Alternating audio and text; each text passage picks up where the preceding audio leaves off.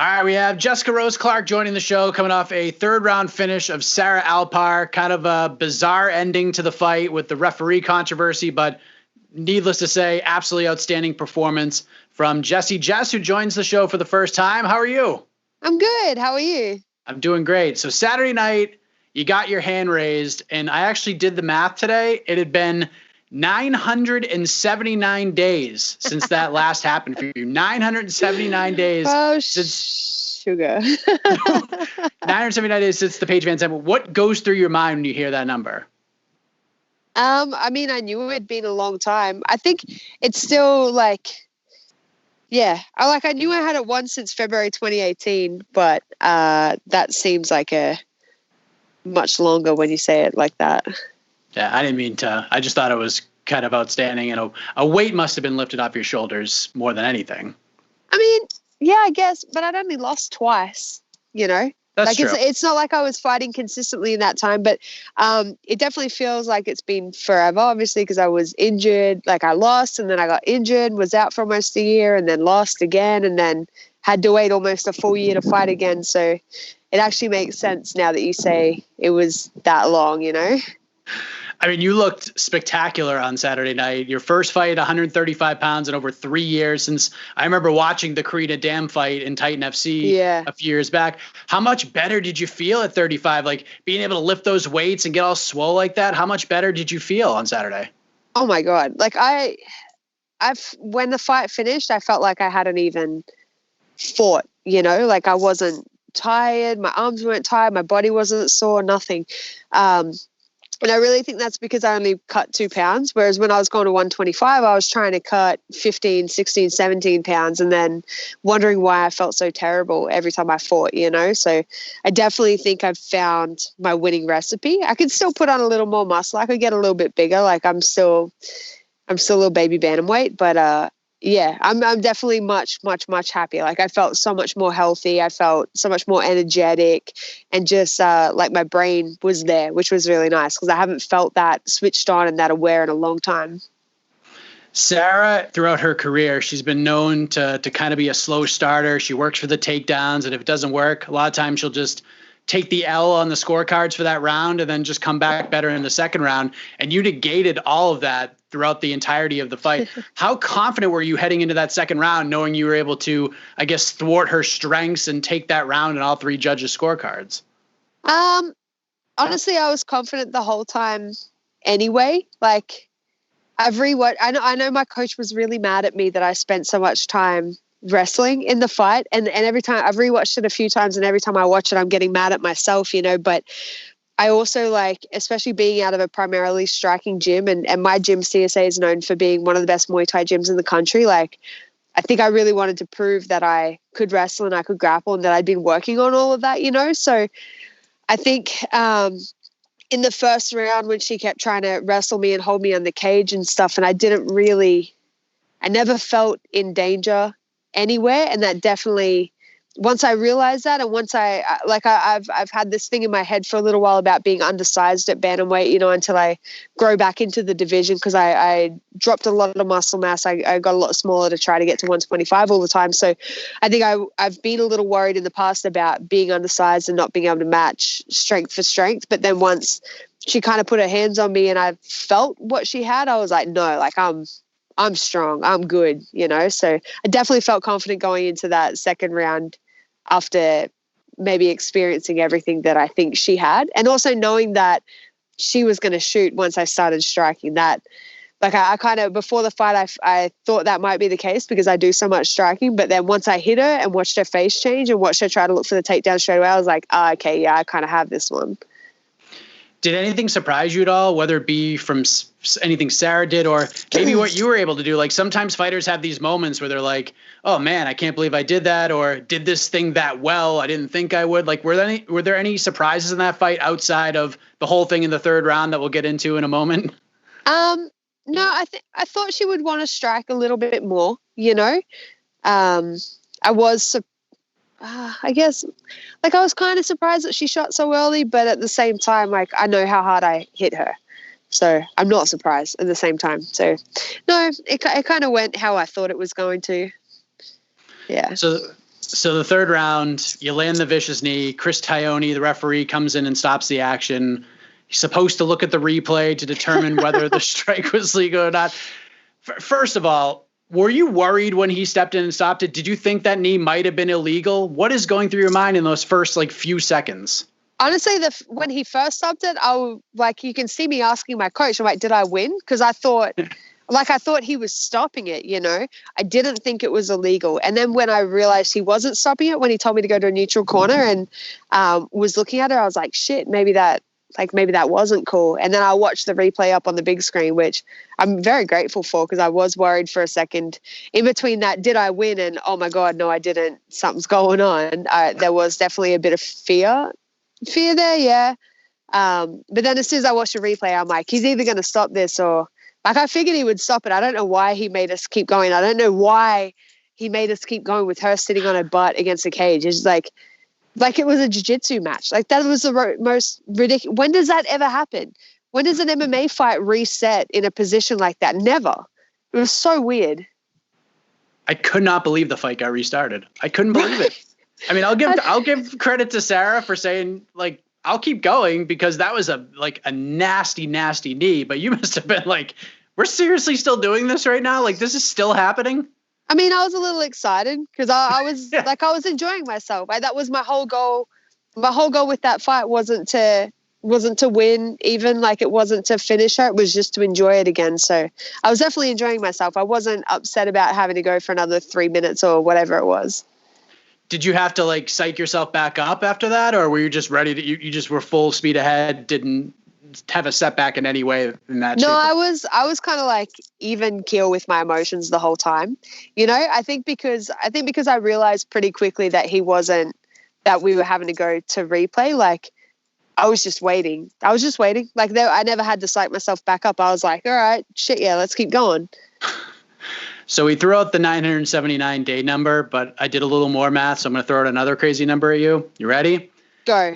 2,289 days. That's how long it had been since your last finish. Damn, that makes more sense. Because I think, I know I haven't gotten a finish since I left the regional scene in Australia. It's been a long time. What did that mean to you to finally kind of break that drought? That was really nice, because I've been complaining for so long about getting all these decision wins and decision losses. I'd been going, man, I don't want another decision.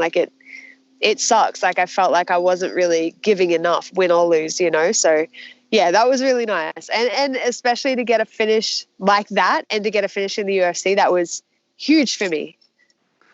So the card comes to an end, Colby Covington wins, and we're awaiting the bonuses, and your name was left off the list. And you put out a tweet early Sunday morning with the notification for your bank account saying you had just over $17 in there. I mean, getting a win and getting a bonus and getting the win bonus, I'm sure that helps. But, listen, you have bills to pay, coaches to pay, all that happy adult stuff that we all have to deal with. How disappointing was it to find out that you didn't get a bonus, because you had to have felt pretty confident that you had a good shot at getting one at least, right?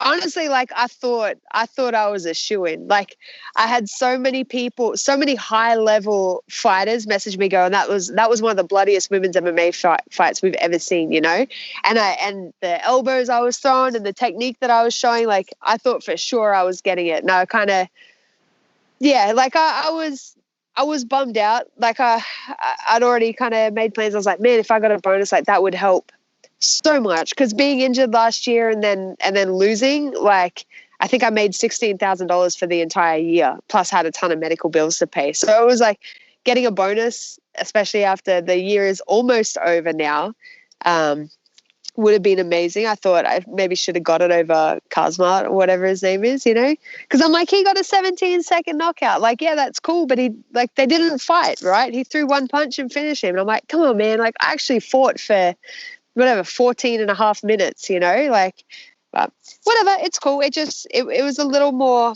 I think that feeling of oh, maybe I got one this time, kind of, it's giving me a little more drive right now, seeing what I could do and then feeling that maybe, then I think that's only going to create better performances in the future. When did you get that notification? Was it on fight day that you got it? Yeah, it was Saturday morning. Oh, so you got it right before you were about to fight. So yeah. I'm and sure I was like, getting yes, that. all right, I'm about to get paid. Thank fuck. I'm sure getting that notification, did it motivate you? Or did it make things kind of like emotionally uneasy for you in a weird way? No, honestly, like I got into this sport, I got into this industry knowing that I wasn't going to make a lot of money. So it just made me happy, like seeing that, knowing that no matter how the fight went, whether I won or whether I lost, I was about to get paid. And I have plans. I'm trying to send my dogs to get trained properly. Like I got to do some repairs on my car. I got a bunch of stuff that I need to pay for right now. So I was like, it was, I don't know. It didn't give me any anxiety. I was just happy that I had a paycheck coming in regardless. So with the win and everything, are you in a better spot now, or is it kind of more of a Band-Aid in the grand scheme of things? It's definitely a Band-Aid. You know, I need to come up with some external forms of revenue, you know, because the last 2 years have shown me that I can't make a living off fighting. Like that's a fact. Especially if I get injured and I have to take, you know, another year off, like I get no income from the UFC. So I have some plans and some ideas of how to create other forms of revenue. And that's just kind of solidified it as well, you know? Like what? Can you share? No, I'm not telling you yet. You got to wait. I'm not going to steal an idea or anything. Yeah, but this is hint? media. You're going to know about it. Everyone's going to know about it. All right. I understand. It's all coming together soon. I've already started putting some stuff out there, and it's going to happen soon. Okay. Dana White has said in the past that when you have finishes like that and it's difficult for him to award these bonuses because there's so many nominees, he does throw a couple of extra bucks to some of these fighters. Are you expecting that to happen here? Are you at least hoping that happens here? I mean, I don't expect anything. It's fine. As long as I get paid my fight purse, I'm happy. On top of all of that, someone stole your freaking solar panel off of your van. I could not believe when I just saw that. Parked it's like outside the hotel on Sunday night. It's like you take this big step forward and then all of a sudden you have to take 2 steps back. Like, I'm so sorry to hear that. Like, I have no idea how insurance works with a van such as yours, but is this something that can be replaced through insurance or SOL? No, I just have to buy another solar panel and figure out. I don't know how they did it. Like you cannot, my van is like 11 foot high. Like you can't get onto my van. Although yesterday I had a look at it and there's handprints all up the side where they like climbed up my passenger side door. But like powers to them, that's a big job to take the solar panel down off my van because my van is huge. But yeah, no, I just have to buy a new one and find a better way to secure it. How much did one of those cost? That one was like $500. I thought it was gonna be much more than that. Still $500. No, it's still $500. And I bought the thin ones, so now I got to buy the thicker ones, which are a bit more expensive because they're a bit heavier. And I'm like, if it's heavier and my van's so tall, maybe that'll stop people from wanting to steal them. That is so wild. I know, I couldn't believe it. Like I had to laugh about it because I'm like, this is so ridiculous. And they like cut my wiring really nicely, disconnected it, like. I mean, they took care of everything else, so I'm grateful for that. They didn't destroy my whole setup. I would have been upset if they destroyed everything, but they just cut all the wiring and disconnected the plugs and went off with my solar panel. Because you have one of those vans that, like, if things go down, you're ready, right? Yeah, yeah, for real. So this happened at the hotel? So not at the fight hotel, at the hotel that I stayed at on Sunday night, which I always stay at too. It's like my Vegas hotel, but. Are there cameras there? No. Oh, man. Because my van is so big, I can't park it right in front. I had to park it in the corner of the parking lot. Yeah. Anything? Have the police are there any leads here, or do you just expect? No, I didn't report it. Like I saw it as I was on my way to the dentist, and then I drove straight to San Diego from the dentist. So it's whatever. You know, if someone went to all that trouble, they can have it. Everything happens for a reason. There's obviously a reason someone stole my solar panel. They must have needed it more than I do. Some of the fans reacted harshly to you putting out this information. Some fighters choose to ignore these comments. You, on the other hand, you don't ignore them. You put them on blast from time to time. Yeah, I think they're funny. People are so ridiculous. It's like they think that because because you're not going to have any face-to-face interaction with me, you can just say whatever the fuck you want. But I like to hold people as accountable for their words and actions as much as I can. How many times do you get asked out for like dates and stuff on social media? Because I feel like you retweet those all the time. Yeah, I get a lot more in my messages. It's kind of, some of them are funny, some of them are creepy. I have a group chat with some of my girlfriends that they all get sent to. We all have a good laugh about it. But usually, like, I get the ones like, I'm not a creep or I'm not a weirdo, but can I take you out to lunch? And I'm like, you sound like a weirdo just by saying that. Like, you sound creepy by saying, I swear. It's like, where do you live? I'm not a murderer, I promise. Like, so ridiculous. What's the weirdest one you got?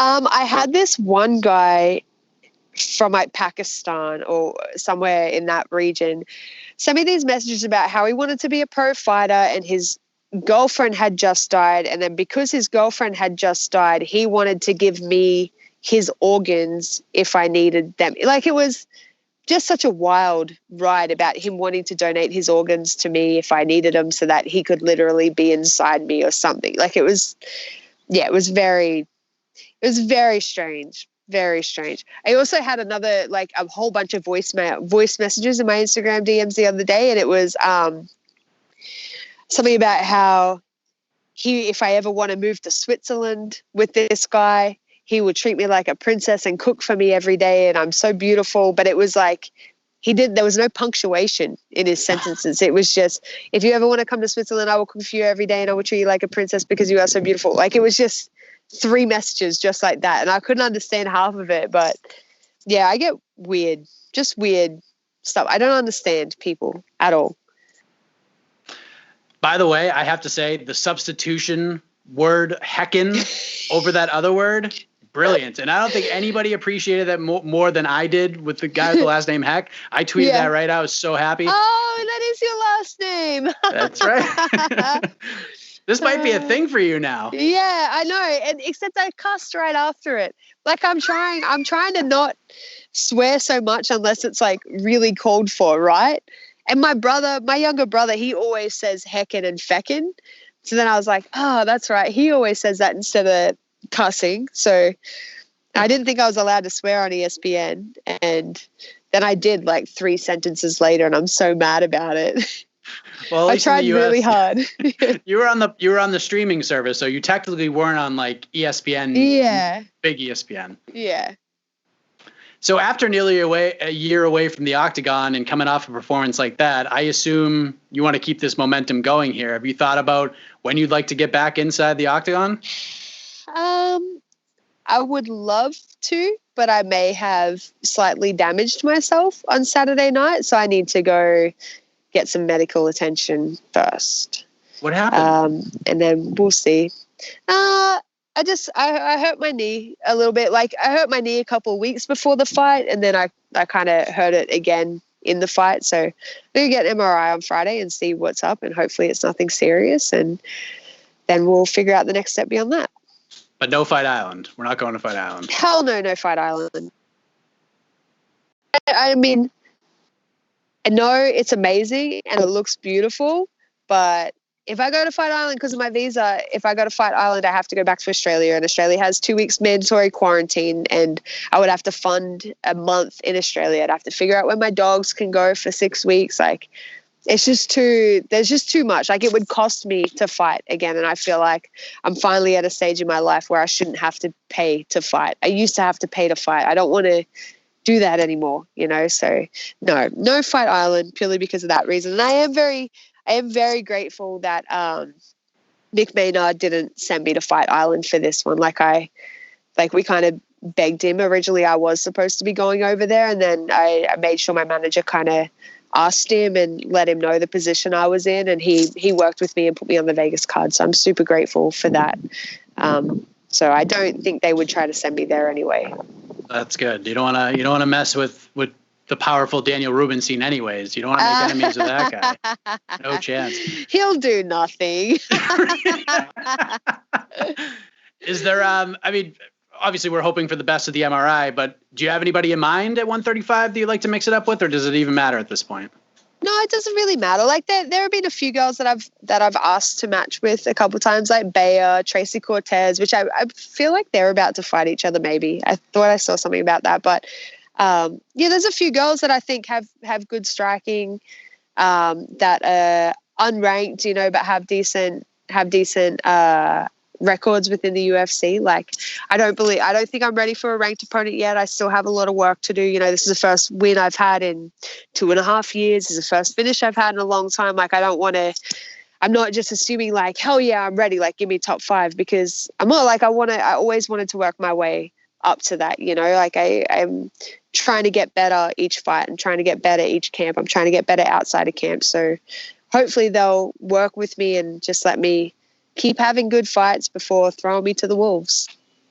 What do you think was like the most pivotal thing that happened during that layoff between those two fights, between those days that you needed to get you ready for this? Because obviously, you know, doing the workouts and getting bigger and stronger and making the decision to go up to 35 is obviously pivotal because you looked fantastic. But from a mental perspective, to, you know, you had 2 losses in a row, to get back on track the way you did, what were some of the things that were so pivotal for you during that time off to get you set up that way?